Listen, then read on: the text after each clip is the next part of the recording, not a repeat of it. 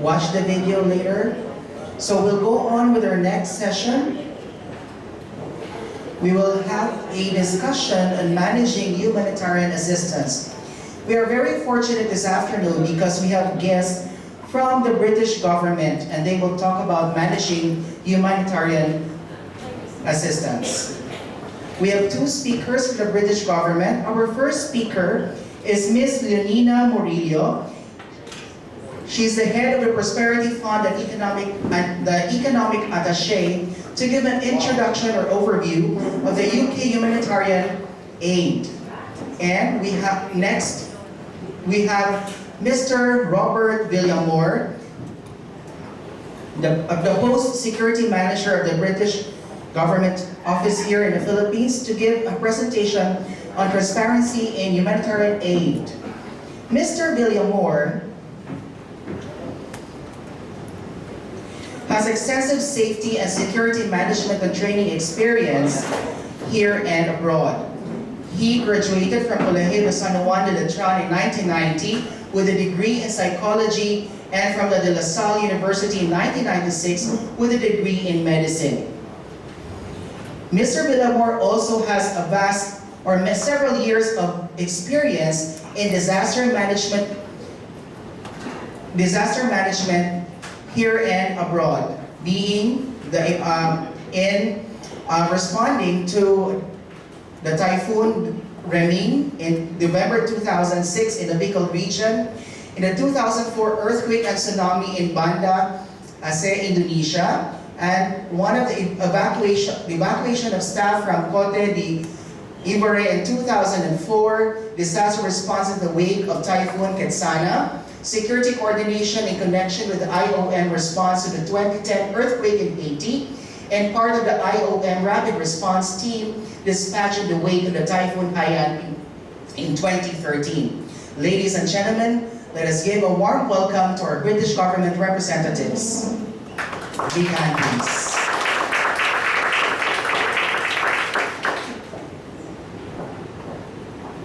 Thank you, Charles. First of all, we'd like to thank Bill and Veron for inviting us over. We're very keen to support this really impressive effort on disaster resilience. And I'm sure the past few days have been quite information overload for everyone. So we hope we can give some bits of learning on transparency and humanitarian aid. So I'd like to introduce myself. I'm Ina Murillo. I'm head of Prosperity Fund with the Foreign Commonwealth Office, so that's UK government. And we'll be sharing with you, my colleagues Bob, John, and I are here to share with you lessons learned and also best practices of UK humanitarian aid. Also experience of Bob's extensive local and international disaster response work. So, do we have the presentations over?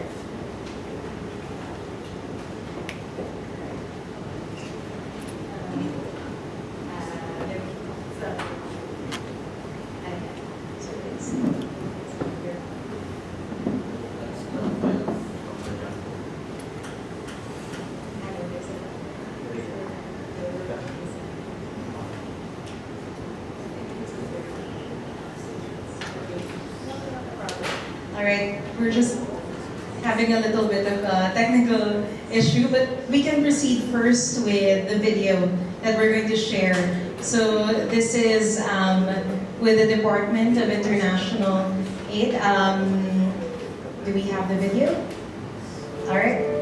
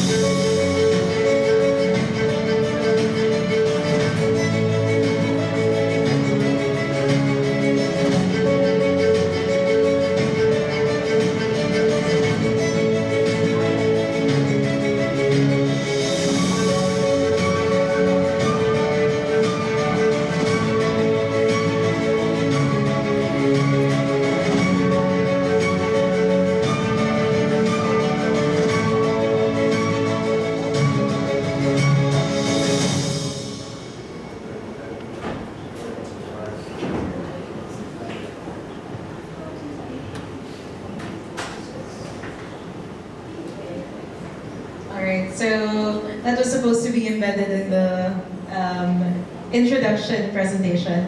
But if we have that ready.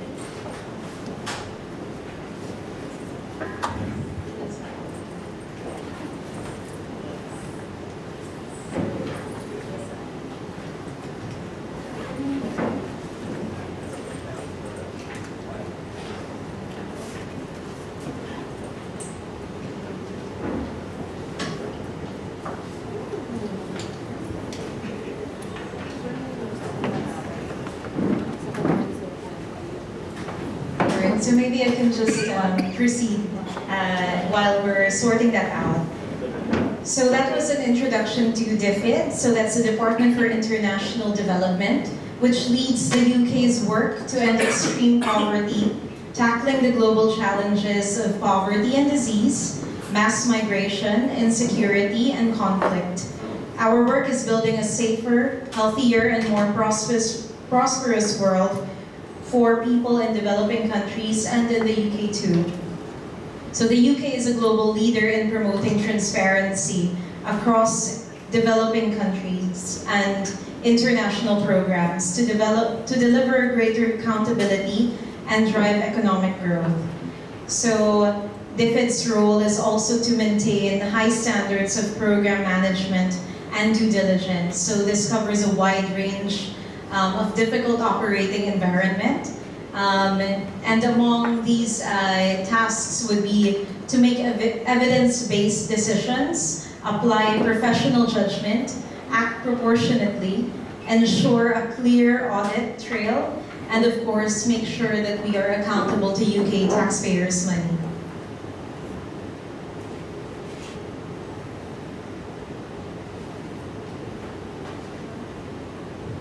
Alright, so just a brief background on the Prosperity Fund.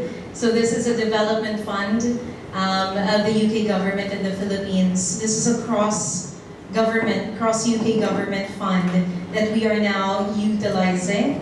And actually, we are using that now to help PDRF, to support them in their efforts in disaster resilience. One of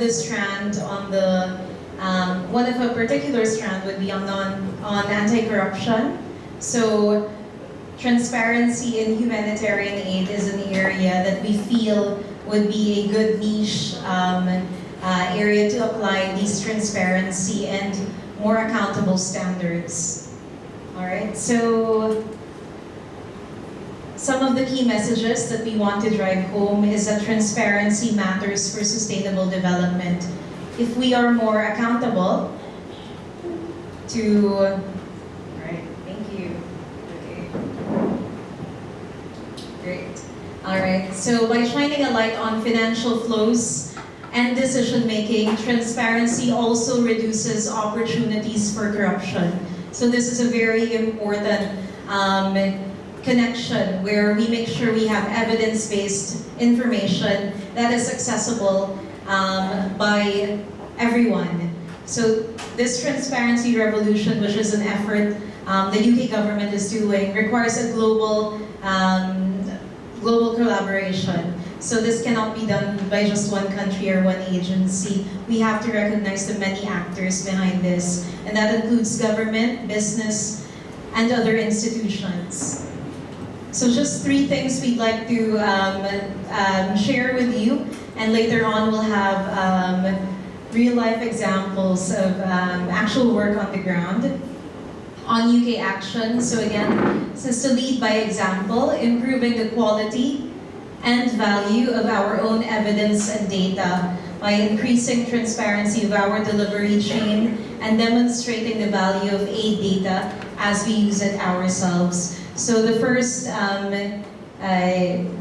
hyperlink is actually leading to the yearly development aid spend. So this is accessible by everyone. This is the actual site. So there are 587 publications covering many areas like spending controls and even special advisors, gifts, hospitality, and meeting returns. So all of them are accessible. Second is to establish new initiatives and standards which will close the opportunities that will allow assets and corruption to be hidden. So some of the particular initiatives would be the UK government anti-corruption strategy, which was published last year, December 2017.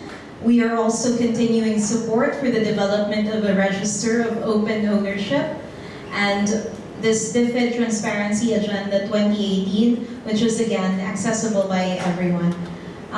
Finally, we support existing global transparency initiatives to deliver value, increasing the use of the data and evidence made available. So some of the initiatives are Open Government Partnership, Extractive Industries Transparency Initiative, and Construction Sector Transparency Initiatives. So on this backdrop, we are doing quite a number of efforts to make sure transparency is embedded in humanitarian aid. And my colleague Bob will be sharing with you his actual experience before he joined the embassy. And I guess that would be a very good takeaway for everyone, especially as you're on the ground and really seeing the challenges ahead. Thank you very much.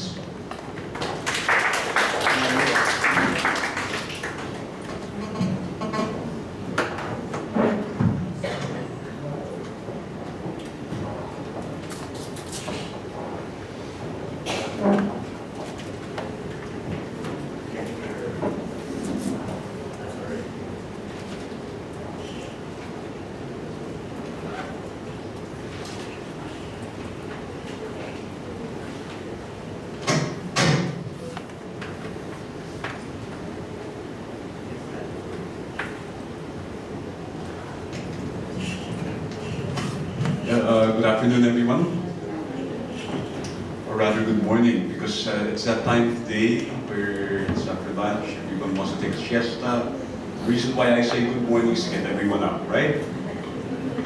Anyway, although I was introduced briefly a while ago, I'd just like to give all of you a little bit of an in-depth background about what I used to do before I was engaged by British Embassy here in Manila. I spent 11 years working for the UN Security Management System. I was with the International Organization for Migration in various security and safety roles. Part of our functions there was to ensure the safety, security, and well-being of our staff who were involved in various humanitarian activities that were related to migration issues. And I'd also like to take note that the setup of our unit, my former unit there, the Stock Security Unit, was supported very much by DFID. They contributed significantly to bolstering IOM's safety and security posture worldwide. And to give you an idea of the responsibility that we had about 8,000 staff members scattered throughout the world in around 220 locations. That was the extent of our responsibility in terms of safety and security. Now on to...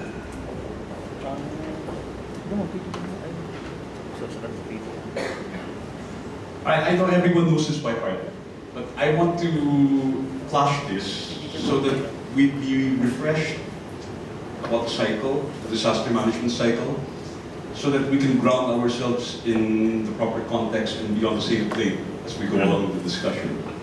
And oh, by the way, please feel free to ask questions or lend your expertise at any point in the discussions.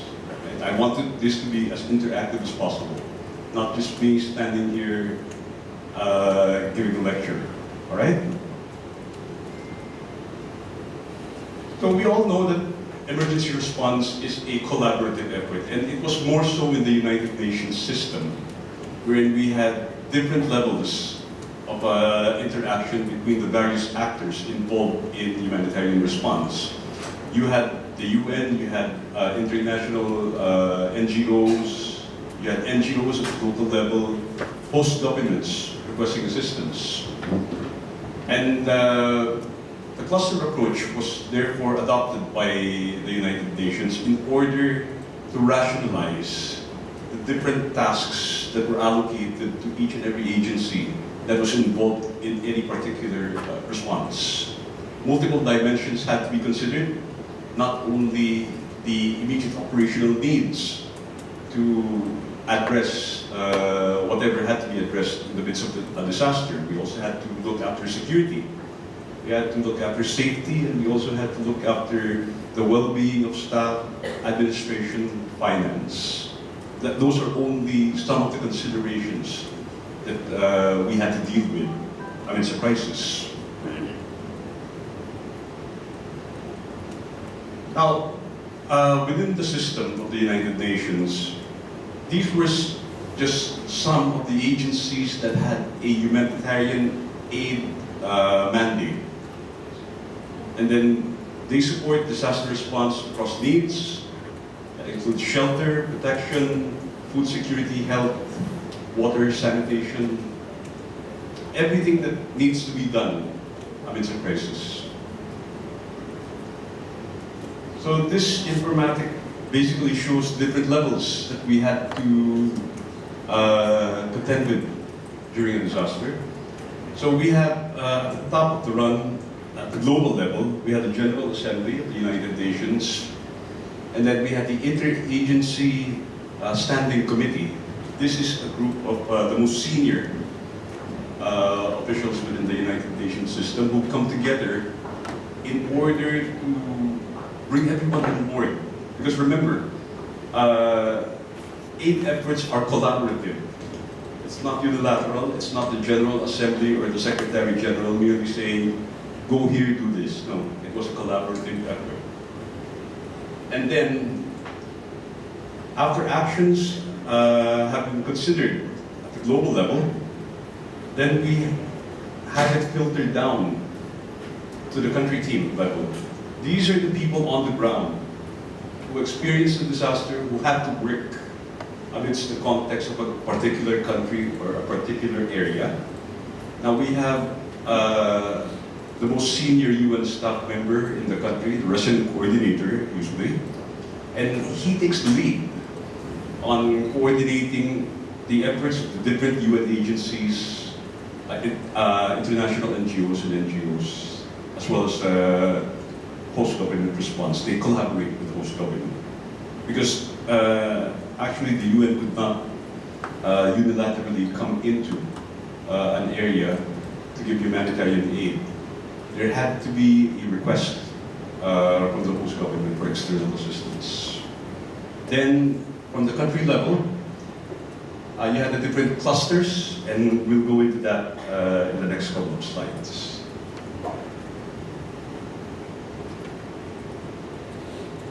So how do we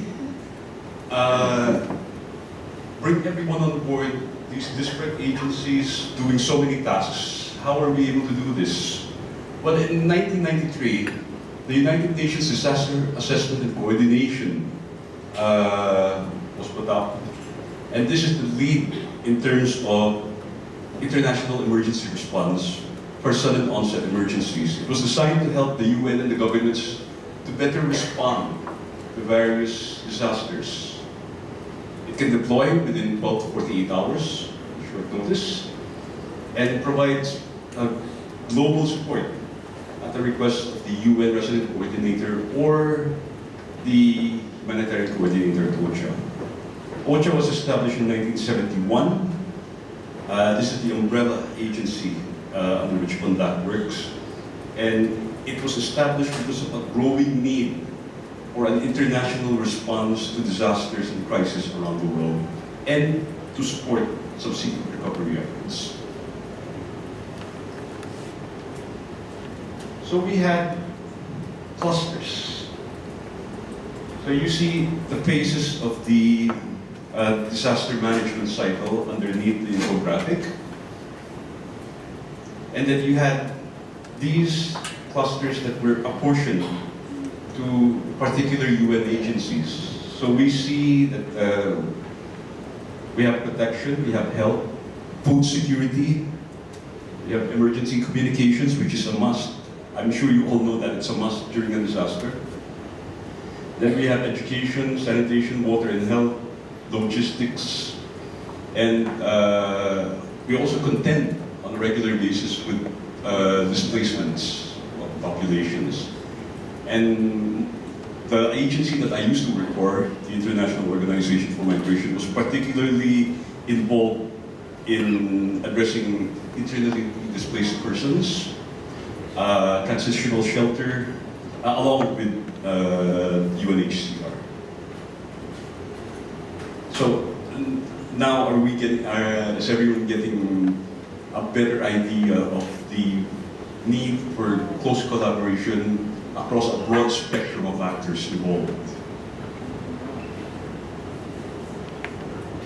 Now we go on to a particular experience, which is Typhoon Haiyan, locally known as Yolanda. We all know when it hit and the effects of this typhoon. It wasn't only the winds, the rains, but more of the storm surge that wiped out a fair area of Tacloban and environs. I was actually on R&R. I was formerly the field security officer for IOM in Pakistan at that time. I spent 4 years there, and I was on R&R during that period when Yolanda hit.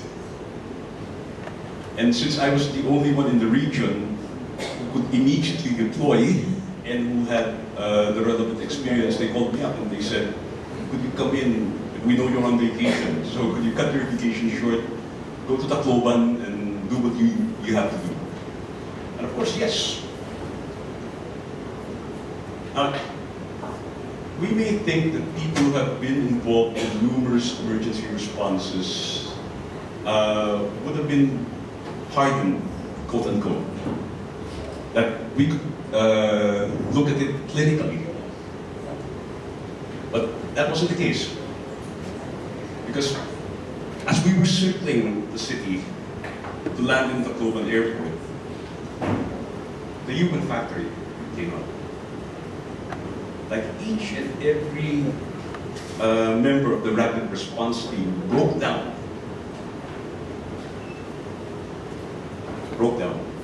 And this is the human element of any disaster response. Because Tacloban looked as if though 10 atomic bombs had dropped on it. There was total devastation. And when we came down at the airport, there wasn't any infrastructure left. Yes, the buildings were there, the tower was there, but no radar. Even air traffic control was done by your sight and the use of radios. So there we have the adaptability. So because of the magnitude of the disaster, we had to declare a level 3 emergency, which is the highest level in a 3-tier classification of disasters. When we say level 3, that means the Director General could pull out anyone and any resource within the system, within our entire system, to work and concentrate on a particular disaster. So that was the degree of damage sustained during Haiyan, and that was how serious it was for the international community. And these are the factors we consider when we think about what level do we have to declare. So the scale or the magnitude of the disaster, how many people were affected, the urgency of the disaster response, the complexity of the situation, the capacity of the international community, local governments to respond to it, and of course the reputational risk to the organization. Because we can set expectations so high, we can tell governments, we can deliver this, we can deliver that, but at the end of the day, we couldn't. And that is where transparency comes in. We had to be transparent to the host government, to tell them about our capabilities. We had to be transparent to donors, and we had various donors. UK was actually one of those who came to the fore during Haiyan, And if you saw the international response there, planes coming in from different nations, from the US, from Sweden, from Canada, UK, everyone came together just to help us. So here we've seen collaboration, now we see transparency because of the reputational risk. Now internally, apart from the external coordination and collaboration between the different agencies, there was also a lot of internal coordination had to go on because you just couldn't go in half-baked, so to speak. So we had the Department of Operations and Emergencies taking the lead on our coordinated response. A migration emergency coordinator was appointed within 48 hours, and then the different levels within the organization coordinated from headquarters in Geneva down to the regional offices and the country here.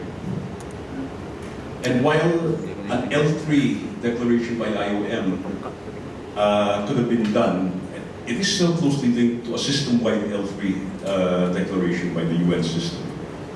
So in this case, it was system-wide, not only IOM, the whole UN system came together to handle an L3 emergency.